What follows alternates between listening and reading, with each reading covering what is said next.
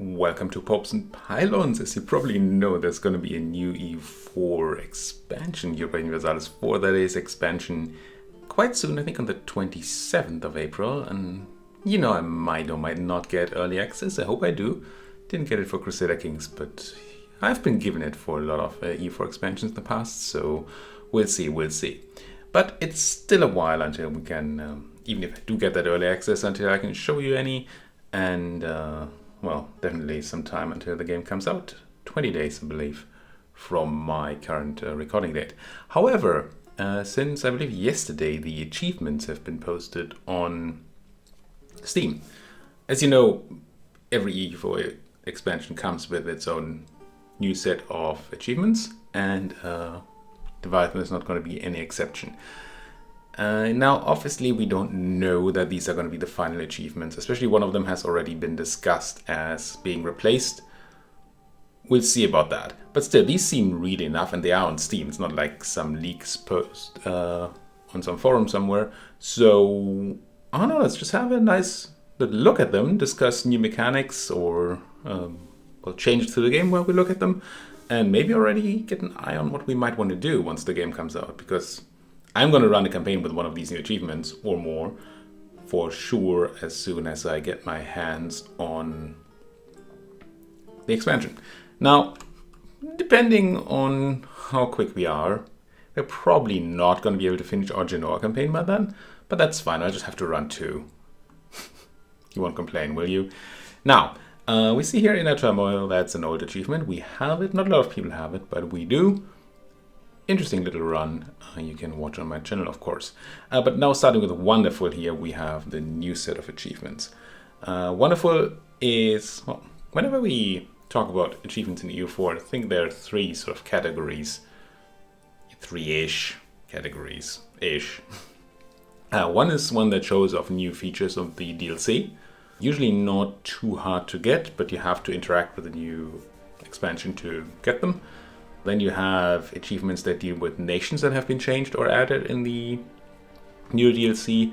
And then you just have difficult, hard achievements that people can shoot for. And we're, of course, very interested in the latter here. I do like showing off new mechanics, new regions when we have a new DLC, of course. But I love it when they come with a hard, interesting achievement to get. Wonderful is of the first category though. It seems like a bit of work, because what you can do with Leviathan is build wonders in specific places, a little bit like the wonders that you build in Crusader Kings. There are specific provinces that have historical places for wonders. I believe that's how it works. And you can build them there, and then you can level them up for quite a bit of an investment. You get stronger and stronger effects. For Wonderful here, you probably need to have 8 wonders, and you have those on tier 3, which is just gonna require, well, you have to get all the provinces to build those wonders in, then you have to build those wonders and get them up to tier 3, or you might capture them from your enemies, which is probably fine as well. Not too interesting to me. We might shoot for it as part of another campaign, but as a campaign in and of itself, it just means be big, have an empire, build stuff. It's kind of boring to me.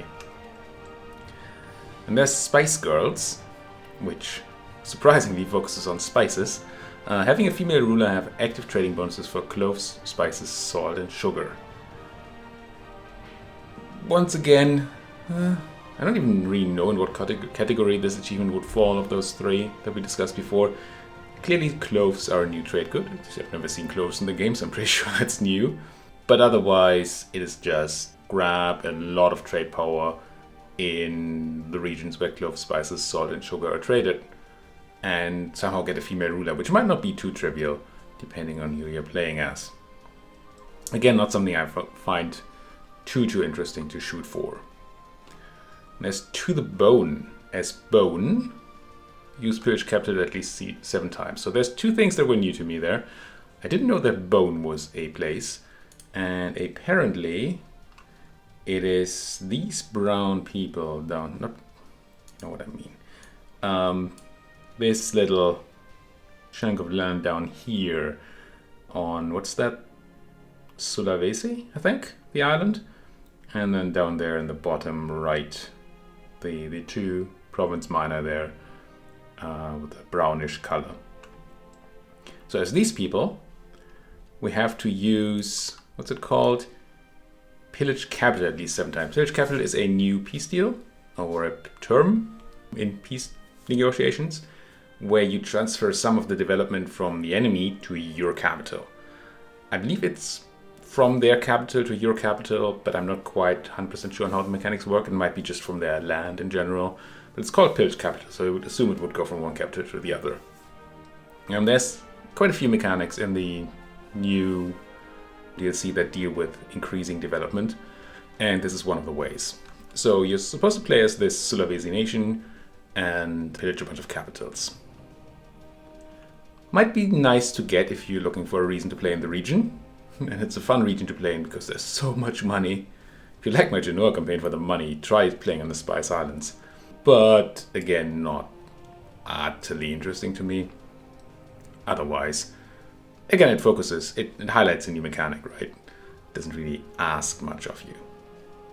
And there's Keep the Flame Burning, as Zoroastrian nation own all religious centers and monument Baku Ateshka on tier 3. So this is a wonder. Not quite sure where it is. Baku Ateshka needs to be tier 3, and you need to own all religious centers of the Zoroastrian religion. And they did rework Zoroastrian. It was in the game before, but not really. It didn't have any mechanics, if I'm not mistaken. So it was kind of a joke thing. Well, joke, but Easter egg religion, you might say. Now it has its own mechanics, akin to the Coptic mechanics, I believe, where you have different religious centers that give you different bonuses and stuff. And you have to get them all and get that monument. Now, Zoroastrian, I've never played Zoroastrian. It's not trivial. There are, I think the Zoroastrians currently in game are in Yazd, like not actual Yazd is Zoroastrian, but there is that religion, and then you can have it reform your country. And they kept that, but they also added some Zoroastrianism in Gujarat as the Parsi culture. And then even events that can spread that a bit more. And then once again, you have to probably have rebels or another way to convert your country over to Zoroastrian. It's not going to be something you can just accept, I don't believe. So you have to become Zoroastrian, so start as somebody that's not that, promote it, get it converted, or get yourself converted to it, and then grab all those centers of faith, what are they called? Again, religious centers, and that monument, and be done.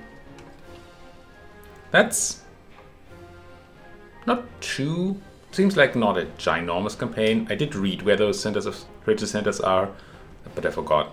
They didn't seem too far away.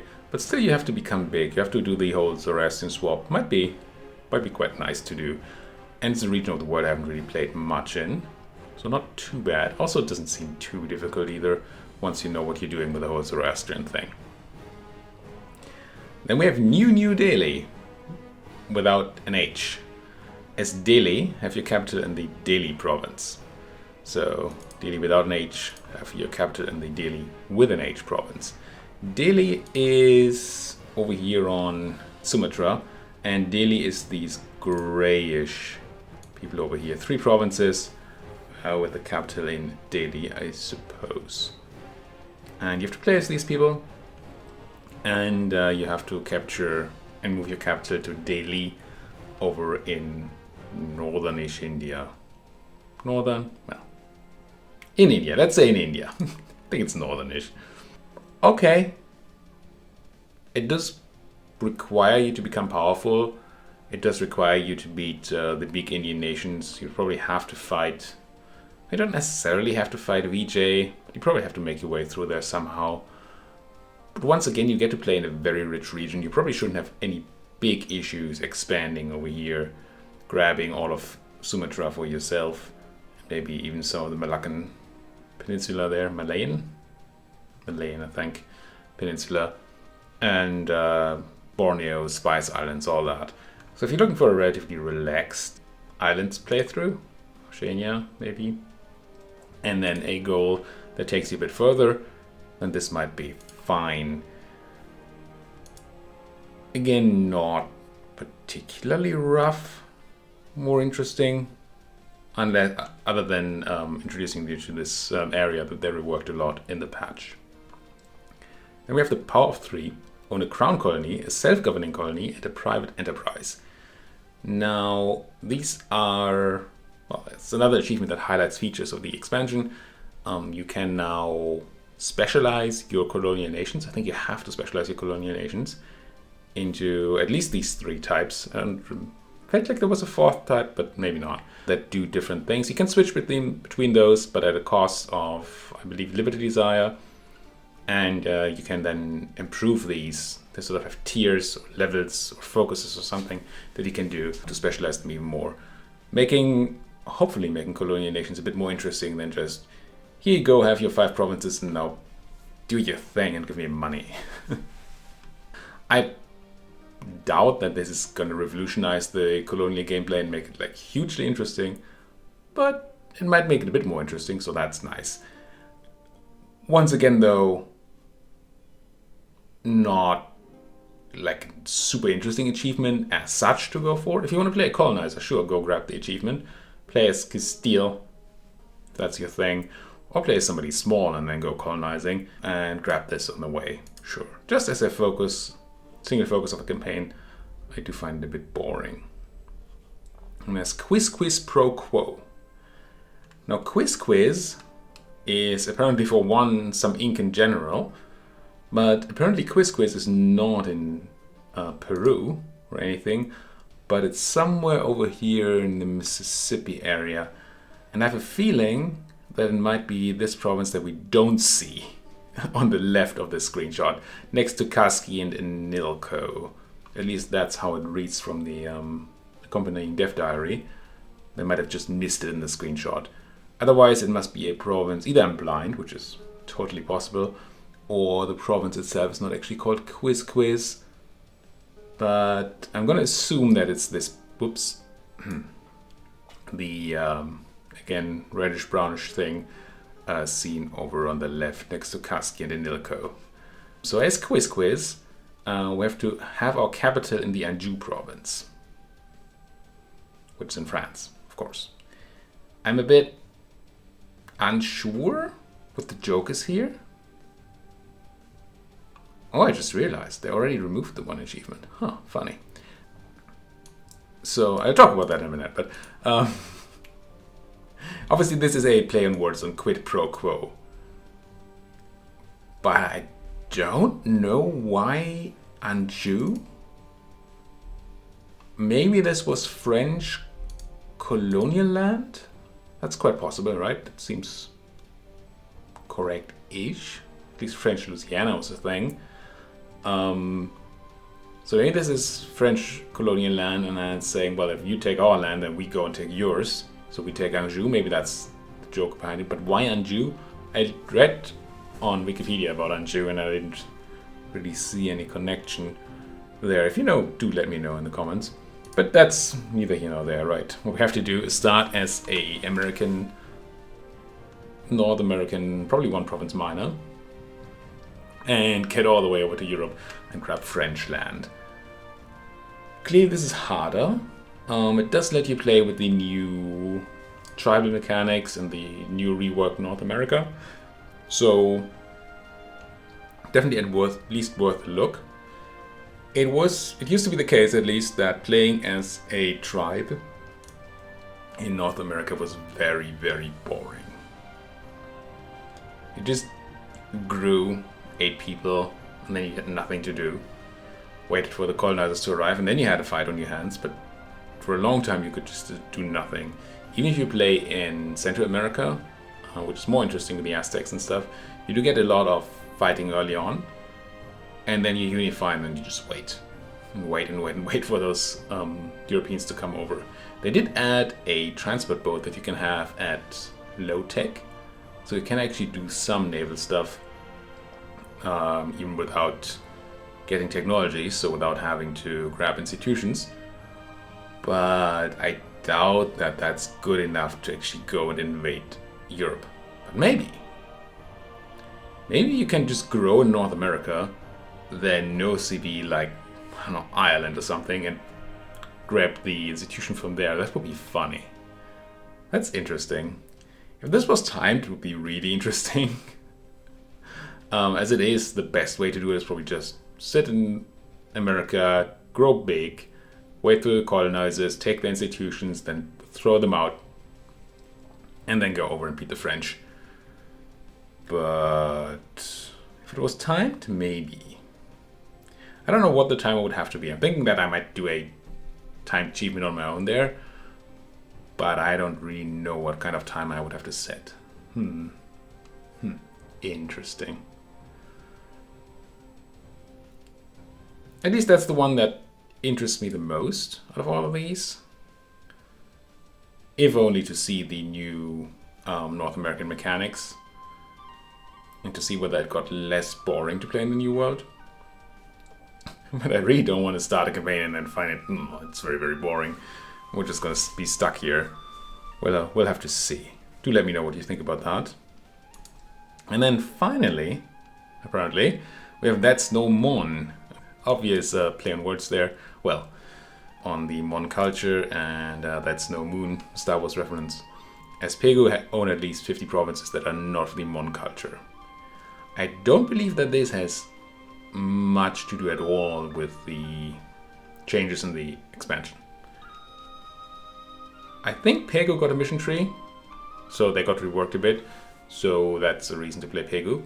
Pegu already had an achievement. I think it's a Pegu an achievement. Sailor Mon, same play on words, really. So you might be able to get a 2-for-1 there, playing in the region. But clearly this is a very, very generic achievement other than the name. Just be big. That's what it says. Play as Pegu, go big. Because if you go big, you immediately grab stuff that's not of your culture, and then you suddenly get the achievement. I'm sure somebody wanted to make this joke, but I don't know why this achievement is here. It's just so lackluster and doesn't steer you in any new direction. It's just there. Now I'm kinda interested. What does Sailor Mon do? It should be on this list, right? Sailor Mon. There we go. Yeah, as Pegu have at least 100,000 sailors. Same joke. Well, not the Star Wars reference, but you get what I'm saying. Play as Pegu, be big. Yeah, grab your 2-for-1 if you want. I do like Pegu, but the achievements are just whatever. Alright, so that's the ones that are still left. These are the ones. So wonderful, 8 different monuments. Spice, look at the wonder mechanic, I guess. Spice Girls, focus on the new spices, on the new cloves, and the region. I assume you get most of this. I don't actually know where you get salt. It feels like salt is all over the place. Clove spices are very focused, I assume. I know about spices, and I assume cloves are also going to be in the same sort of area. And get that female ruler. Play as Bone. Use that pillage capital ability. Play as Celestial, which we still haven't done, so maybe that's what we're going to do. We'll see. Play as Dilly. Over there in Sulawesi. Sulawesi? No, Sulawesi. What's the other one? This is on... Jesus, these island names. Sumatra? Probably Sumatra. And more focus on mechanics, colonial nations. Play North American miner, go to France, and yeah, be big as Pegu. There used to be one more, a Oops, I Did It Again achievement highlighting the extend Regency mechanic that they're adding to the game, where you can have... So regencies are no longer regency councils, but you have estate regencies, which sounds somewhat interesting. And you can extend them. So if you don't like your heir, you can just keep pushing them off. You're not quite ready yet. And have the estate keep ruling. Which means you can't have any wars, I assume, unless they change that. So it seems like a dumb thing to do. But anyway, the achievement made you do that a lot. And I think for 50 years. And then you'd get it. It was removed because it was a pretty bad taste joke on Britney Spears. And that's why they removed it. There was a bit of an uproar about it. Right, so there you have it. I don't know if they're gonna add a replacement one for the Britney Spears one, but I'm gonna assume that that's a no. So, my eye is on Quid Pro Quo or Keep the Flame Burning. But if you have any ideas, then do feel free to chip in here. Or if there's something that you see that has been changed in the patch, and I will go over all the changes in the expansion and the accompanying free patch once we have them. But if you already know something or any regions you might be interested in, or you are interested in me playing in, difficult grammar there, then feel free to let me know, of course. Otherwise, keep watching my Genoa campaign and come back for when I have more information about the DLC, and obviously for when we actually start playing in Leviathan. Hopefully before the official release date. We'll see. Thank you folks for watching. See you next time.